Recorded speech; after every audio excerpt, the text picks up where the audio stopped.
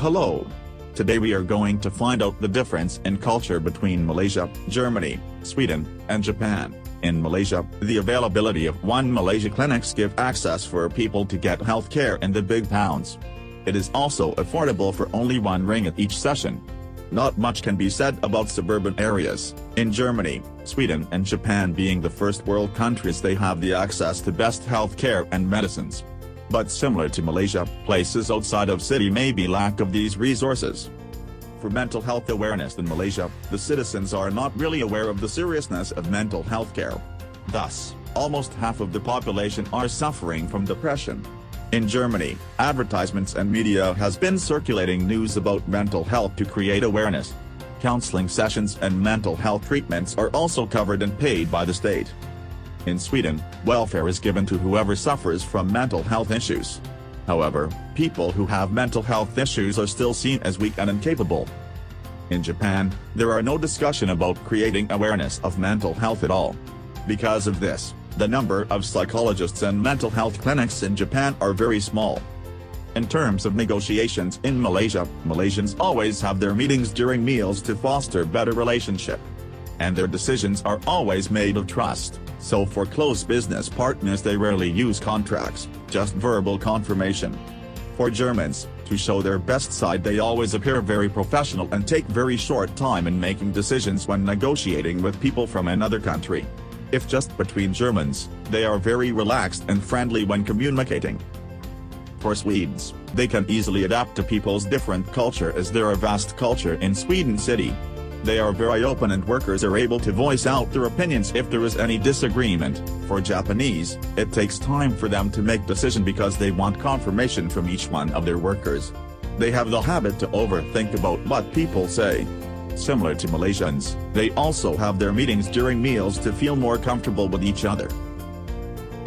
I've lived in Dubai, but I did get a cultural shock there, in a way. They have different customs than the countries asked of in Malaysia or Asia, really. But there are different customs to what I know from Europe as well. Stuff like the gowns that the women have to wear, or the white robes, but the fact that it's like 50 degrees outside. There's also stuff that people don't recognize immediately. And despite the fact who you talk to, they all have a very relaxed attitude about work. It's all very leisurely when it comes to stuff like that, and that kind of bothered me actually. Like I worked in Germany and then I come to Dubai and suddenly it's all like, hey, you don't have to work, let's just sit down and watch a show or something. It's like, yeah, I think I'm gonna leave an hour early today.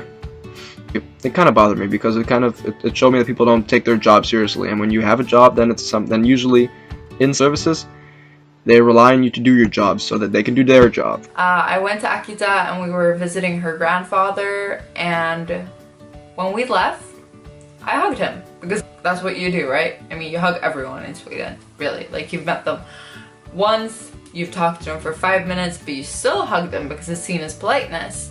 And everything just got so awkward, and I was like, have I done something wrong? And my friend was like, you don't hug people in Asia. I can have like political discussions with people back home, or like I can talk about race issues and feminist issues with people back home in Sweden. It's like normal, you know.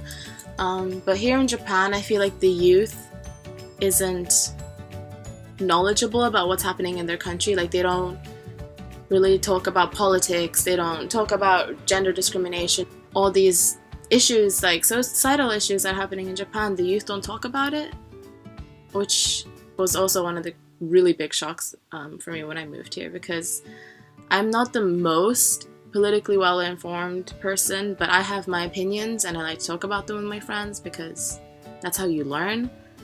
I just like to talk about issues because, you know, like, we're the youth and we need to talk about our problems, so otherwise it doesn't get better for the future.